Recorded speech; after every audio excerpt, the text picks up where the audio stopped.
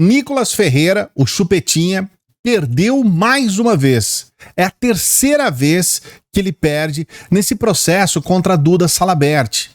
O que aconteceu? Ele ainda era vereador, a Duda também era vereadora, e ele se referiu a ela com falas transfóbicas. Ele disse que ela se sente homem, e o tempo todo se referiu a ela com pronomes masculinos, tratando ela como um homem, tirando dela o direito de ser quem ela é, tentando anular o direito dela ser alguém. Essas falas transfóbicas, elas são criminosas ao extremo.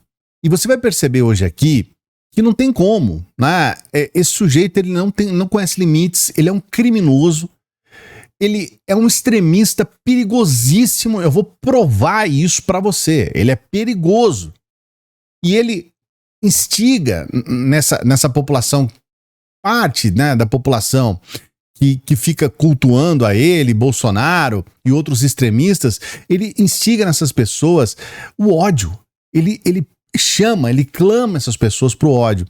É claro que, no caso da Duda, ele já capitalizou em cima disso. Ele conseguiu gravar muitos vídeos, ele conseguiu muitos votos. Parte desses votos que ele teve, como o deputado mais votado desse ano passado, do Brasil, né? Ele teve em função dessa briga, desse embate com a Duda. Porque parte da população ainda é muito homofóbica e transfóbica. Nosso país é um país que tem muito preconceito. E esse preconceito, muitas vezes, né, ele se espelha em pessoas como essa, que são pessoas públicas, que têm redes sociais que são bombadas. Eu vou trazer aqui para você um vídeo que eles começaram a viralizar novamente, depois, como uma resposta também para a sociedade, depois que mais uma vez ele foi condenado. É importante você entender, Nicolas é um criminoso. Ele não foi condenado a, sei lá, passear no parque.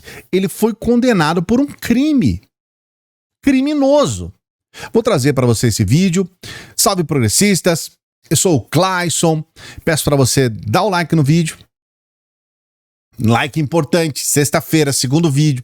Se inscreva no canal. Dê essa força pra gente. Se inscreva aqui no canal. A gente pede a inscrição porque a gente precisa crescer aqui dentro do YouTube e a gente conta com a sua ajuda. Se inscreva no canal. Esse vídeo que eu vou trazer aqui, eu considero ele importante por vários motivos, mas o principal é porque ele mostra um lado extremista desse sujeito, um lado criminoso, que as pessoas deixam passar porque elas estão acostumadas com esse discurso. A gente não pode se acostumar com a barbárie. A gente não pode se acostumar com o reacionarismo, com esses crimes extremistas. Nós temos que ainda ter o direito de nos indignar. Nós vamos assistir junto esse discurso e você vai entender como que ele é desprovido de honestidade e, acima de tudo, é fincado no preconceito, no reacionarismo, que é o que fez esse sujeito ser admirado por gente que é exatamente como ele. Vamos ver. Muitas vezes eu fico assim, e aí, o que eu vou falar? O que nós vamos fazer? A gente vai entrar lá dentro do presídio, vai arrancar todo mundo na mão?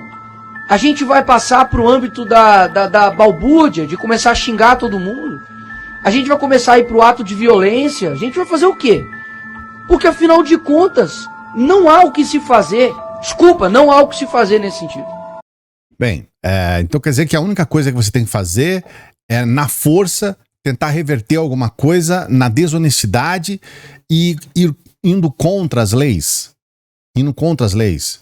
Então vamos entrar lá no presídio, vamos arrebentar, vamos acabar com tudo para tentar tirar de lá criminosos. Pessoas que foram presas em flagrante, inclusive. Veja bem, existe sim o que fazer. Existe uma questão importantíssima para se fazer. Chama-se cumprir a lei. Como assim não há o que fazer? Há o que fazer. Respeitar as nossas leis. Respeitar o nosso ordenamento jurídico. Respeitar o país. Porque a partir do momento que você quer ir lá na força e tirar todo mundo de lá, você está indo contra as nossas leis e contra cada um dos brasileiros que foram vítimas desses criminosos, desses golpistas. Então, existe esse caminho. Cumprir a lei. Essa é a realidade. Porque você olha para o que está acontecendo hoje no nosso país, não é que nós precisamos mais de leis.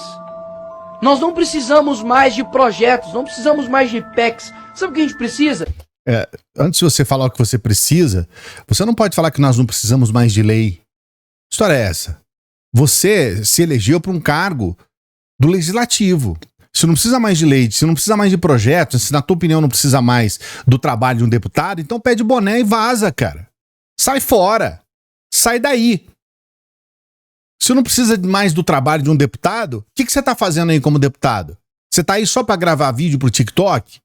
Nós precisamos de leis que emancipem o nosso país. Nós precisamos do trabalho do legislativo. E esse trabalho do legislativo é diário. E ele é importante.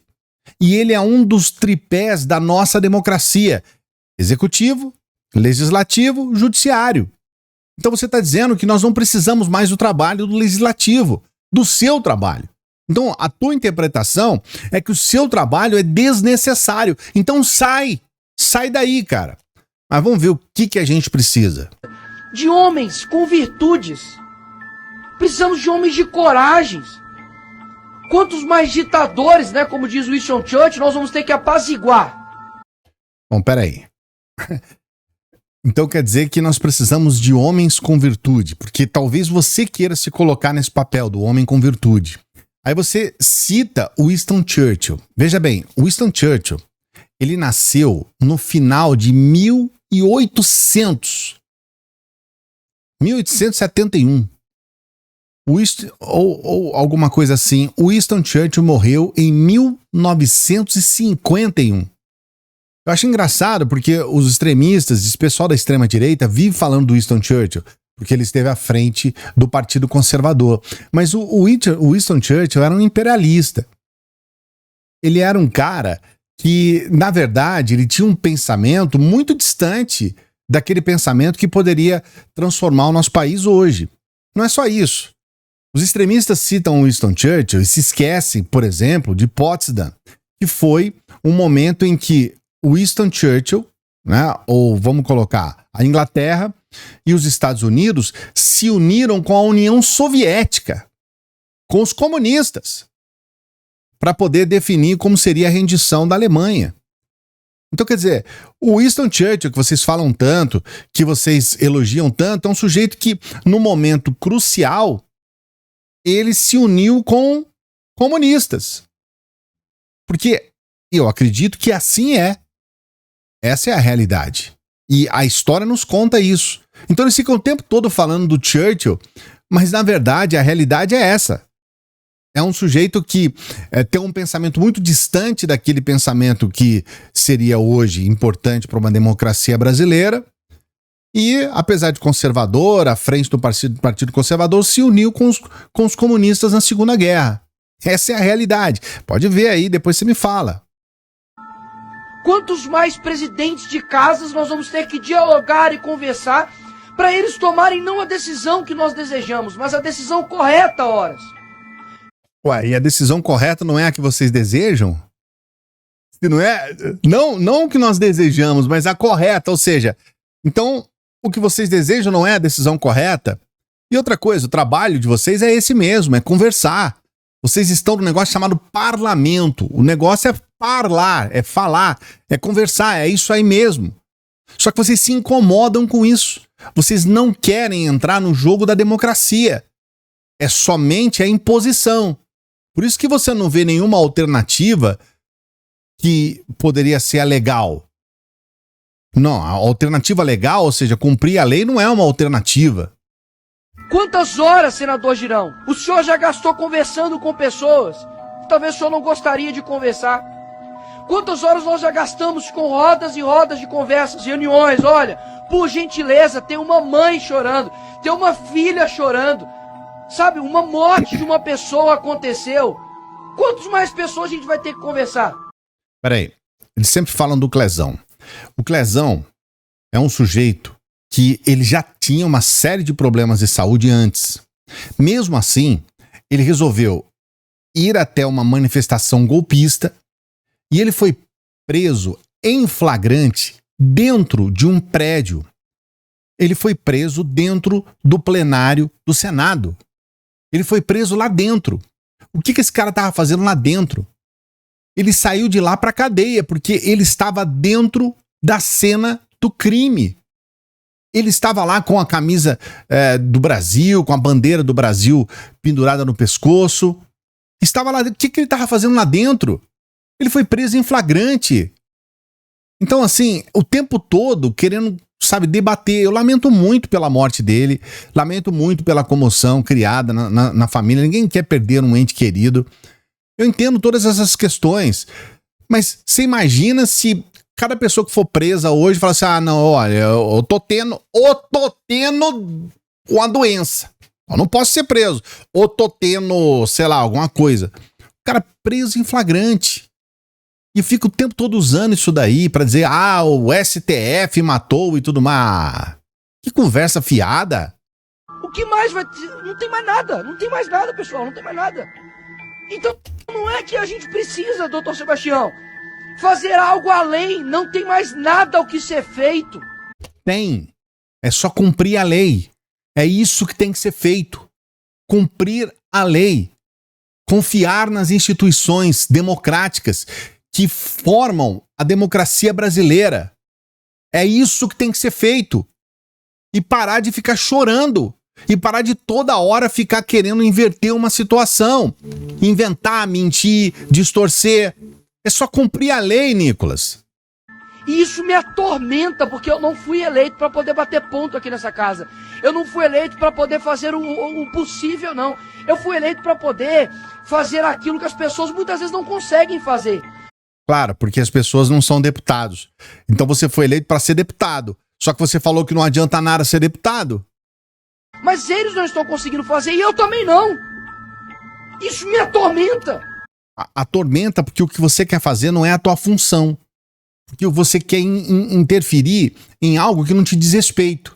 Você quer ser ministro do STF, você quer ser advogado, você quer ser policial federal, você quer fazer investigação, você quer fazer tudo aquilo que não é da tua alçada e você não confia. Agora, o fato de você não confiar é um problema seu, cara. Isso não significa que você pode justificar o fato de ser um incompetente como político para tentar, de alguma forma, dizer, não posso fazer nada. Sou incompetente, assumido, sou um incompetente assumido e ainda joga a culpa nos outros. Afinal de contas, o que nós vamos fazer então? Porque na hora que o Clezão estava sendo enterrado, o Alexandre de Moraes estava sendo condecorado. Então, aí eu te pergunto, e aí? O que a gente fala para os advogados que estão aqui? O que a gente fala para essa família que está aqui? Com os brasileiros que já foram às ruas. Eles já foram às ruas. E, inclusive, muito que está acontecendo hoje tem impressão digital do STF, sim, óbvio. Tem impressão da mídia, sim, cúmplices da morte do Clezão. É sempre isso. Cúmplices da morte. O único responsável pela morte do Clezão é ele mesmo. Ele poderia tranquilo, nada disso teria acontecido se ele estivesse na casa dele. Nada, absolutamente nada. Ele com as perninhas dele, ele foi lá. Ele foi lá porque ele quis ir lá. E a vida adulta é essa, meu amigo. A vida adulta, a gente assume as nossas responsabilidades. Cada um com seus BOs. Ele foi lá, ele quis ir lá. Então ele que arque com as consequências. Mas também tem muito impressão digital de isentos, que lá atrás batiam em um homem que estavam defendendo a liberdade e hoje sofrem também dessa própria ditadura. Então, o que eu tenho para dizer aqui hoje é simples e claro. Não há meios legais contra uma tirania. Porque não existe tirania no Brasil. E aí vem essa coisa de culpar isento. Então, quer dizer, eu tenho que votar ou no Lula ou no Bolsonaro. Porque se eu não votar, eu sou culpado de alguma coisa. Então, assim, eu não posso... ele é contra as pessoas que anularam o voto. E muitas dessas pessoas que anularam o voto, ou que não foram votar, ou que não votaram em um dos dois, ou qualquer coisa assim, não fizeram isso exatamente por pessoas como o Nicolas. Porque muitas pessoas, assim, isso é uma realidade, eles estão de saco cheio de extremismo, de quebra-pau, e o cara fica desiludido da política. Eu compreendo essas pessoas, mas pro Nicolas essas pessoas são culpadas da morte do Clezão. Veja você. E eu gostaria muito de ouvir de alguém realmente uma solução. Mas eu não escuto de ninguém. Muitos dizem talvez algumas coisas do que se fazer, mas olha, se de fato defesa resolvesse algo, eu não teria sido condenado ontem. O Bolsonaro não teria ficado inelegível. A Dilma teria perdido os seus direitos políticos. A OAB estaria não fazendo um discurso firme como o Dr. Sérgio Leonardo fez, mas estaria em paz, porque os direitos dos advogados estariam sendo respeitados, mas não é isso que está acontecendo. Ou seja, a letra fria da lei já não resolve mais. Você foi condenado porque você é um transfóbico. Você cometeu um crime. É por isso, porque você foi criminoso. É por isso que você foi condenado. Agora, a culpa é da lei? Não, a culpa é sua. A culpa é sua. Você é transfóbico. Se você não tivesse usado de forma sensacionalista essa questão, você não estaria sendo condenado. Então, de fato, eu não quero e eu espero que a Constituição me respeite aqui neste momento, né, da minha imunidade parlamentar. Opa, peraí. A Constituição respeite você? Não, senhor. É você que tem que respeitar a Constituição. A Constituição, ela precisa ser respeitada. Ela não tem que respeitar ninguém. Você quer que a Constituição respeite você? Quem é você, Chupetinha? Quem é você, Chupetinha? Você é só mais um extremista. Você é um TikToker. Você ferrou com a política brasileira. Porque você deu a entender para as pessoas que uma pessoa que grava vídeo em TikTok, ela tem que ser votada loucamente porque ela mita, porque ela fica lacrando na internet. Aí você quer que a Constituição respeite você? Não, cara. É você e todos os brasileiros que têm que respeitar a Constituição. Mas eu vou dizer algo aqui, de fato, que é a realidade. Para mudar o Brasil da forma como está, me confesso, algumas maçãs podres não podem existir no nosso meio. Se acontecer de algum dia alguém retornar aqui no nosso país, na presidência, ou a gente faz aquilo que nós aprendemos, de que Olavo disse, olha, ou você coloca a esquerda na cadeia pelos crimes que eles cometeram, ou eles irão nos colocar na cadeia pelos crimes que nós não cometemos. E Isso daqui é grave, hein? Isso daqui é sério. Não pode deixar passar batido, não. Primeiro que ele cita Olavo. Olavo é um lixo humano que passou aqui na Terra só para fazer peso. Só para isso. É um lixo humano. Ele cita o Olavo. E aí, ele cita o Olavo numa mensagem de extremismo. Olha, nesse livro aqui, esse aqui foi o penúltimo livro, tá, meu? Esse livro aqui eu falo sobre o que é, por que a gente chama de extremista. O extremista, ele se torna, tanto de direita quanto de esquerda, ele se transforma em extremista porque ele quer anular o espectro político que não diz respeito a ele. Então, olha, temos que prender a esquerda. Como assim prender a esquerda? Você quer prender alguém somente porque ele é de esquerda? Isso é extremismo. Ele não aceita o outro espectro. Para ele só vale o pensamento dele, a ideologia dele. E aí, que história é essa? Vamos prender a esquerda, porque senão a esquerda prende a direita? Mas que história é essa? Quer dizer que não tem criminoso na direita? Quer dizer que é só na esquerda que se comete crimes? A gente não tá vendo aí esse pessoal de direita, de extrema direita, bolsonarista, cometendo um crime atrás do outro, inclusive mortes, matando gente. A gente tem que prender bandido. A gente tem que prender criminoso. E aí fica até sem sentido, né? Ou a gente prende o criminoso, ou o criminoso prende a gente. Como assim? O criminoso tem esse direito de prender a gente? Então, você percebe a gravidade desse tipo de discurso? Esse é o discurso extremista, que para muita gente, inclusive para ele, fez sentido. O Olavo falando isso fez sentido para ele. Mas isso é discurso extremista, canalha, discurso vagabundo. E tem que ser colocado, porque as pessoas acham que é normal, natural, é bonito. Vamos prender a esquerda, senão a esquerda prende a gente. Quer dizer, não, cara. Vamos prender bandido e ponto final. Ponto final, seja de esquerda, seja de direita, seja quem for, interessa muito pouco ou nada a questão ideológica. Para mim é zero importância. Zero. Se é o bandido de esquerda, tem que ser preso. Mas se é de direita, tem que ser preso também. Que história é essa de separar ideologicamente bandido? Exatamente é isso que está acontecendo. Ou seja, ou quem chegar lá na presidência do Brasil, eu não quero saber, e eu confesso aqui, o senador Magno Malta, eu não quero saber de presidente de direita prometendo X, Y e tal. Eu quero um presidente que realmente faça justiça nesse país e que não somente persiga por perseguir. Mas eu quero um presidente que tenha coragem de fazer aquilo que o Lula está fazendo. Peraí. Você vê que as pessoas aplaudiram lá atrás, né?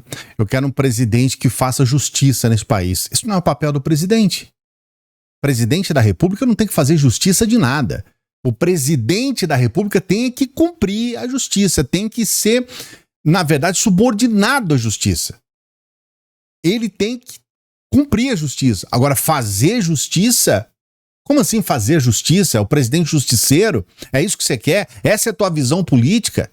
É isso que o pessoal tá aplaudindo aí? Presidente que faça justiça?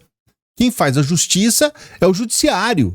Ponto final. Presidente é executivo. Tem nada a ver com justiça. Você consegue compreender a perversidade que existe nesse tipo de discurso? Você consegue perceber? De que o Dino está fazendo, de que esses canalhas de ministro do STF, como Alexandre de Moraes está fazendo, que é perseguir pessoas de bem.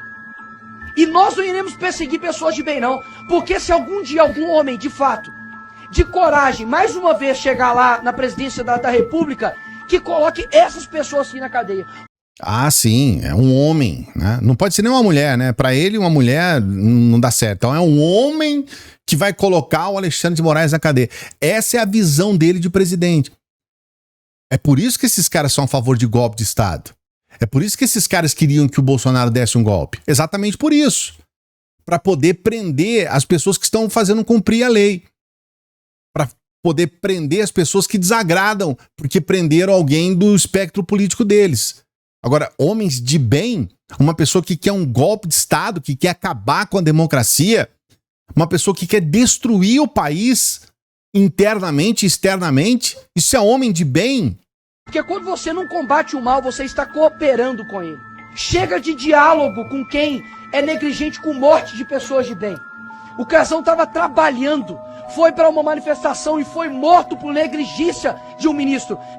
Olha pra você ver, terceira vez que ele fala do Clezão, tava trabalhando e foi pra manifestação, e daí, cara, que ele tava trabalhando, ele foi.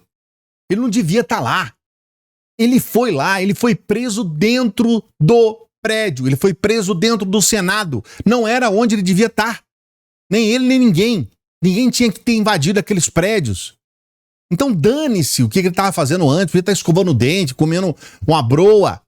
Dane-se, ele foi, ele entrou, ele foi preso em flagrante. Para com vitimismo imbecil em cima de gente que você fala que é homem de bem e que é bandido.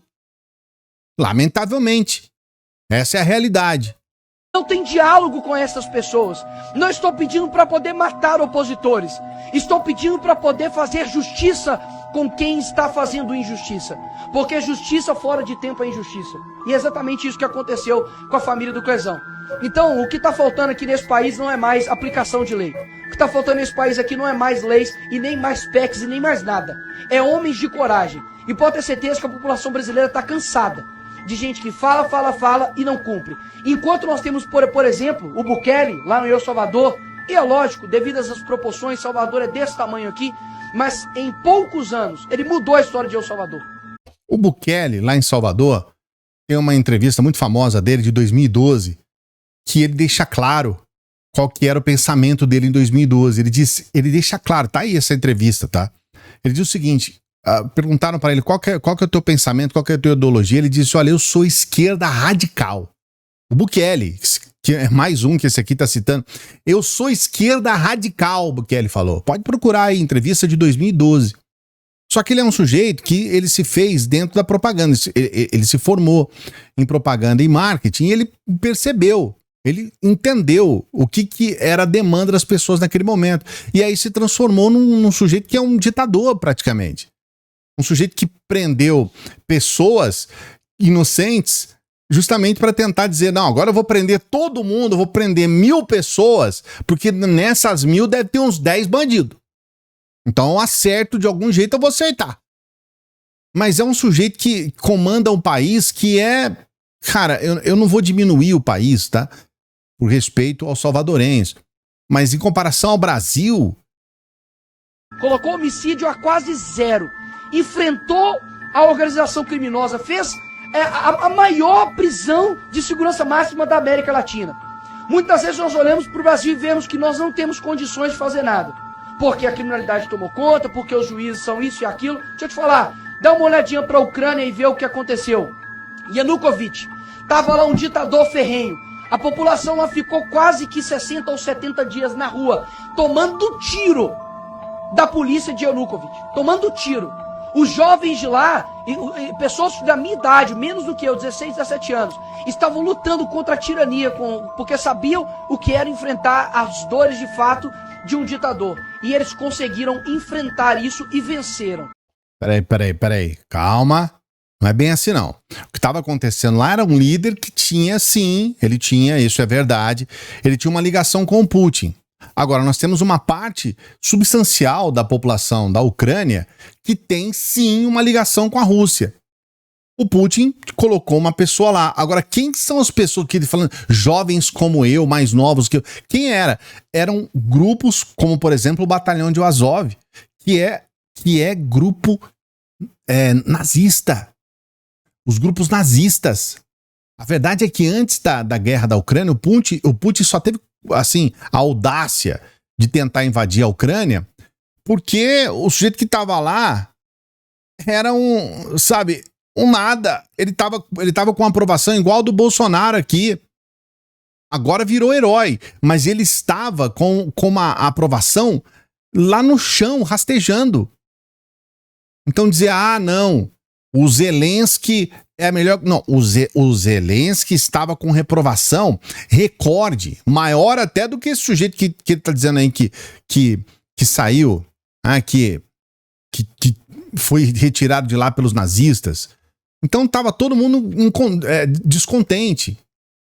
Então tava todo mundo descontente com esse negócio. Então isso é conversa fiada. Vai estudar história, cara. Vai estudar o que estava acontecendo na Ucrânia. E todo mundo que quis ucranizar... Quando a gente teve aquele movimento de vamos ucranizar o Brasil, era um movimento neonazista aqui no Brasil.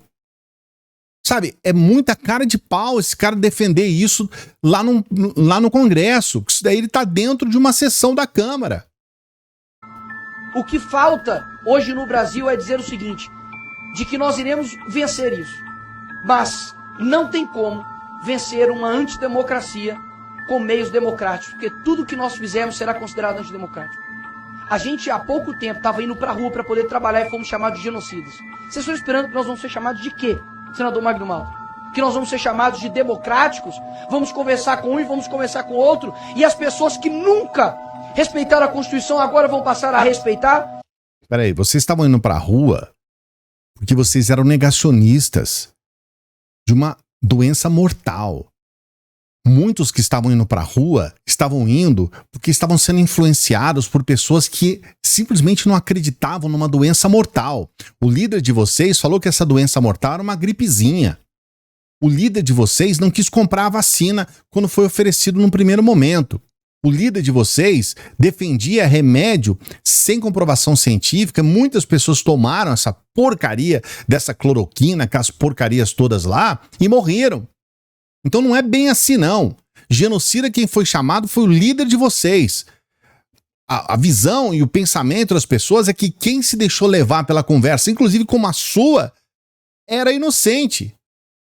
Eu confesso que a minha fala pode parecer um pouco tirânica. Pode parecer um pouco ditatorial. Não, ela não é um pouco, ela é muito. A tua fala é tirânica, ditatorial, reacionária.